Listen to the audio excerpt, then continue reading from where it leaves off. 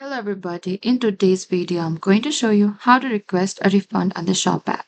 In order to request a refund, firstly open any of the web browser.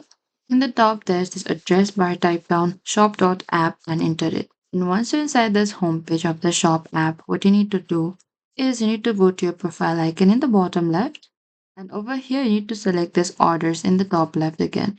And over here you get order detail page. If you have ordered, you can review your purchase information and look for the options such as contact store or get help. And the option you see may vary depending on the merchant. If the store supports return through shop, follow the on-screen instruction to submit your return or refund request.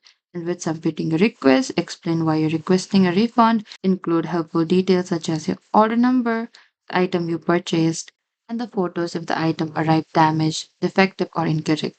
After the request is submitted, the merchant will review it based on your return and refund policy. And that is it. That is how you can request a refund on the Shop app. Thank you for watching this video. I hope this video was helpful.